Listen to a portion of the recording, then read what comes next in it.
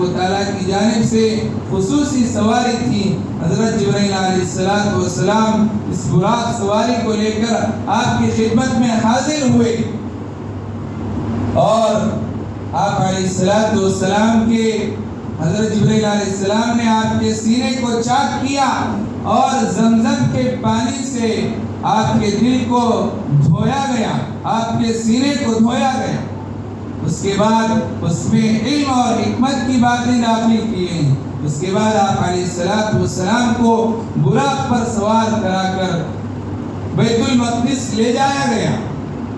جو پہلا ہمارا قبلہ ہے بیت المقدس, پہلے قبلہ تھا, قبلہ اول جس کو کہا جاتا ہے. آپ علیہ السلام کو سب سے پہلے وہاں لے جایا گیا اور وہاں تمام انبیاء اس جگہ جمع تھے. آپ علیہ السلام نے تمام انبیاء کی امامت کی, نماز پڑھائی. تمام انبیاء نے آپ کے اقتداء میں نماز ادا کی. اللہ تبارک و تعالیٰ نے کیا مقام اور مرتبہ عطا فرمایا. نبی کا یہ کام تھا دنیا میں کہ لوگوں کو اللہ کا پیغام سنائے, اللہ کی وحدانیت کو عام کریں, اللہ کی طرف بلائیں. نبی نے بھی یہ کام کیا. لقد اخذت فی اللہ وما یخاف احد ولقد اوذیت فی اللہ وما یؤذی احد. نبی نے فرمایا اس دین کے خاطر, اللہ کے پیغام کو سنانے کی خاطر مجھے جتنی تکلیفیں دی گئی کسی نبی کو اتنی تکلیف نہیں دی. اس دین کے خاطر مجھے جتنا ستایا گیا کسی نبی کو نہیں ستایا گیا. آپ کا واقعہ مشہور ہے. طائف کے سفر میں گئے, لوگوں نے آپ کا مذاق اڑایا, آپ پر پتھر برسائے, آپ کا جسم مبارک خون سے لہو لہان ہو گیا. دین کے خاطر آپ کو ایک تکلیف دی گئی, طرح طرح سے ستایا گیا. آپ نے اس مشقت کو برداشت کیا اور اللہ سے دعا کی کہ یہ بستی والے بددعا نہیں کی بلکہ دعا دی, اگر یہ ایمان نہیں لائے تو ان کی اللہ کی ذات سے امید ہے, اللہ سے دعا ہے کہ ان کی آنے والی اولاد میں, ان کی آنے والی نسل میں لوگ ایمان والے پیدا ہوں گے, اللہ کو ماننے والے پیدا ہوں گے. یہ نبی نے دعا دی. اللہ کے نبی کو سخت تکلیفیں پہنچی. اللہ تبارک و تعالیٰ کو نبی کو کے دل کو تسلی دلانا تھا. اللہ تبارک و تعالیٰ نے آپ علیہ السلام کو اس کے بدلے میں تاکہ نبی کے دل کو تسلی ہو, اس لیے نبی کو آسمانوں پر بلایا, معراج کے سفر میں بلایا. اگر دنیا کی زمین والے تمہارا انکار کر رہے ہیں, تمہاری امامت کا انکار کر رہے ہیں, تو اللہ نے دکھایا کہ تمہیں انبیاء کی امامت کا شرف حاصل کیا گیا. زمین والوں نے دروازے بند کیے تو اللہ تبارک و تعالیٰ نے آسمانوں کے دروازے کھول دیے. آپ علیہ السلام کو جبرائیل علیہ السلام لے کر وہاں سے 7 آسمانوں پر لے گئے. ایک آسمان پر ایک نبی سے ملاقات ہوئی. تفصیلی واقعہ ہے. اس کے بعد آپ علیہ السلام کو اللہ کے دربار میں بلایا گیا. سدرۃ المنتہا جو آخری مقام ہے جہاں تمام فرشتوں کے سردار جبرائیل علیہ السلام آپ کو لے کر گئے تھے, لیکن جبرائیل علیہ السلام کو بھی روکا گیا کہ اس کے بعد آپ کا یہ مقام نہیں ہے. کہ فرشتوں کو بھی روکا گیا, آپ کے بعد یہ مقام نہیں ہے, یہ صرف نبی کا مقام ہے کہ اللہ کے دربار میں اللہ کا قرب حاصل کریں. اللہ کے دربار میں سدرۃ المنتہا کو اللہ کے نبی کو بلایا گیا. یہ قرآن مجید کی آیات ہیں. فَكَانَ قَابَ قَوْسَيْنِ أَوْ أَدْنَىٰ فَأَوْحَىٰ إِلَىٰ عَبْدِهِ مَا أَوْحَىٰ. کہ اللہ تبارک و تعالیٰ نے اتنا قریب کیا. فَكَانَ قَابَ قَوْسَيْنِ أَوْ أَدْنَىٰ, جس طرح جو تیر اور کمان کا فاصلہ ہوتا ہے, 2 کمانوں کے درمیان جو فاصلہ ہوتا ہے اتنے قریب اور اس سے بھی زیادہ قریب کیا گیا. اللہ تبارک و تعالیٰ نے آپ کا اعزاز کیا, آپ کو اعزاز سے بخشا اور آسمانوں پر بلا کر ایک تحفہ دیا, وہ نماز کا تحفہ. معراج کے سفر میں بلایا، جنت اور جہنم کی سیر کرائی گئی، جنت کو بھی دکھایا گیا، دوزخ کو بھی دکھایا گیا۔ آپ کو وہاں معراج میں بلا کر ایک عظیم تحفہ و نماز کا تحفہ دیا۔ نماز کا تحفہ بہت قیمتی تحفہ دیا ہے۔ آپ علیہ السلام 50 نمازیں عطا کی گئی تھیں، لیکن آپ جب واپس تشریف لائے تو حضرت موسیٰ علیہ السلام سے ملاقات ہوئی۔ حضرت موسیٰ علیہ السلام نے کہا کہ آپ کی امت کے اندر اتنی طاقت نہیں ہے کہ وہ 50 نماز ادا کر سکے۔ آپ اللہ کے دربار میں جائیں اور تخفیف کر کے لائیں۔ بہرحال تفصیل ہے اس میں۔ آپ علیہ السلام اللہ کی بارگاہ میں بار بار گئے اور 5 نمازیں کم کی گئیں۔ آخر میں اللہ تبارک و تعالیٰ نے 5 نمازوں کو فرض فرمایا۔ اس وقت بھی حضرت موسیٰ علیہ السلام نے کہا کہ یہ بھی آپ کی امت کے لیے مشقت کی چیز ہے، لیکن اللہ کے نبی نے فرمایا اب مجھے اللہ کے دربار میں جانے کے لیے شرم محسوس ہو رہی ہے، اس لیے 5 نمازیں عطا فرمائی گئی۔ لیکن اس امت کی ایک خصوصیت ہے کہ یہ امت 5 نمازیں ادا کرے گی اور 50 نمازوں کا ثواب عطا کیا جائے۔ یہ اس امت کی خصوصیت ہے۔ اللہ تبارک و تعالیٰ نے جنت کی سیر کرائی، جہنم کی سیر کرائی گئی۔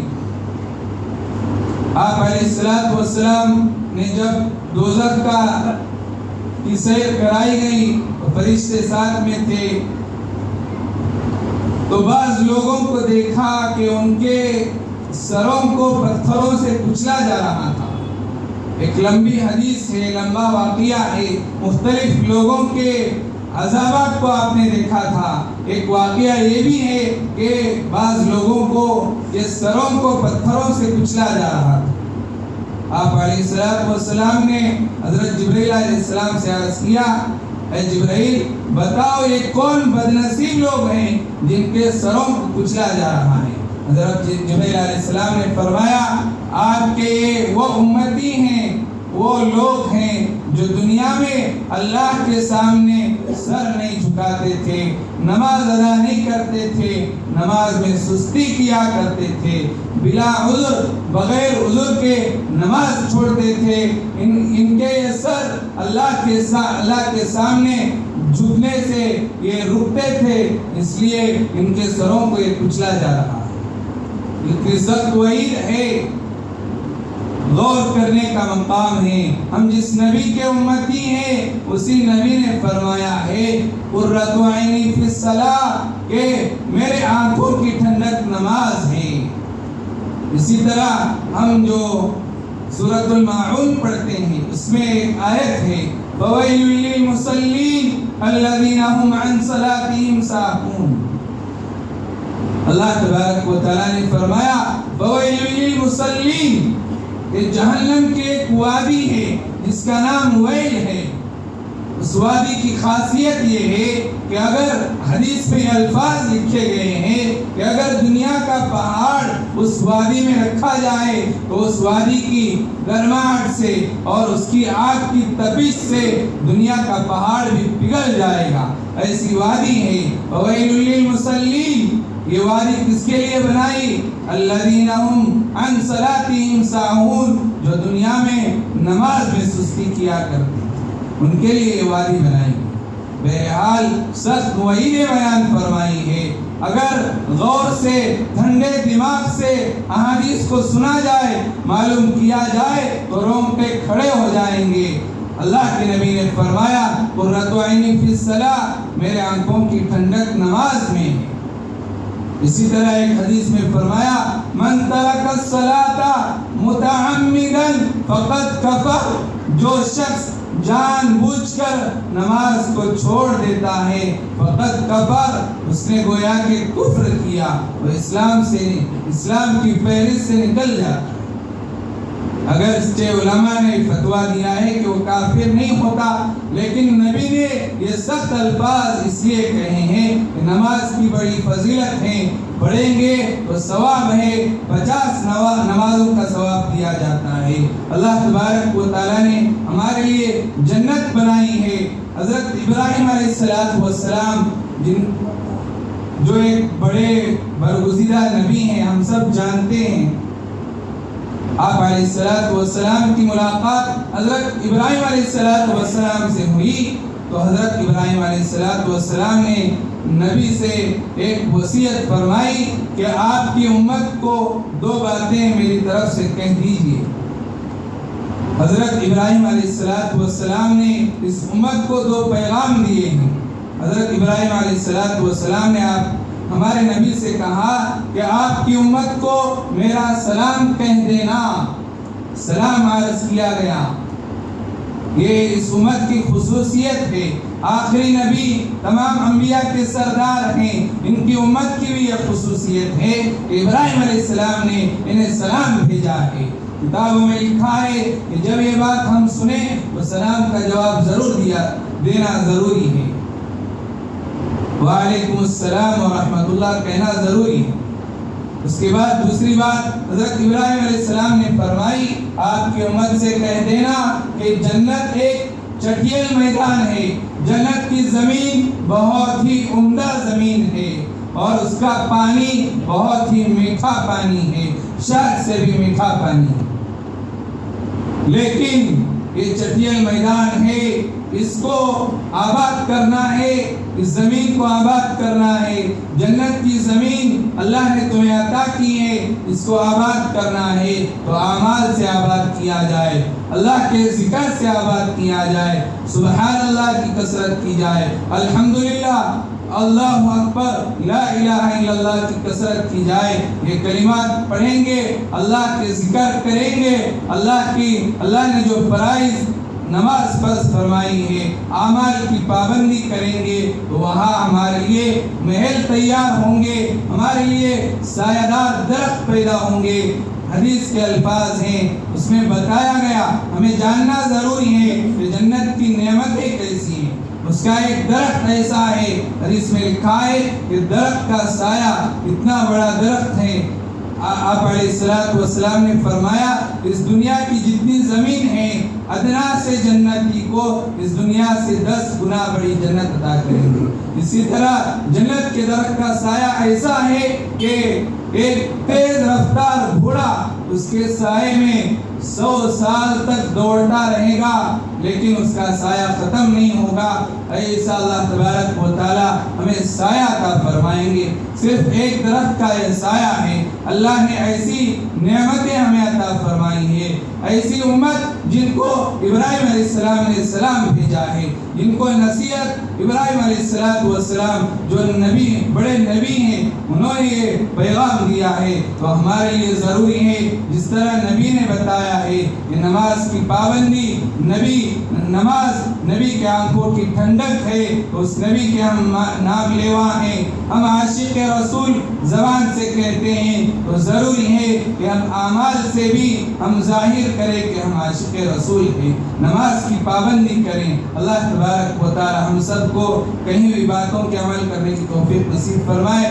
آخری میں ایک بات عرض کر دوں کہ جو 27 رجب میں شب معراج کہتے ہیں، شب معراج میں کوئی خاص عبادت منقول نہیں ہے، کوئی خاص روزہ منقول نہیں ہے، جس طرح دیگر ایام میں محرم کا روزہ ہوتا ہے، شب قدر کا روزہ اور شب قدر کی فضیلت ہوتی ہے، اس طرح شب معراج کی اس طرح کوئی فضیلت نہیں ہے۔ ہاں واقعہ تو ضرور پیش آیا ہے، لیکن عام دنوں کی طرح، عام دنوں میں جس طرح روزہ نفل روزہ رکھیں گے، اس دن بھی روزہ رکھیں گے تو نفل روزہ رکھنے کا ثواب ملے گا۔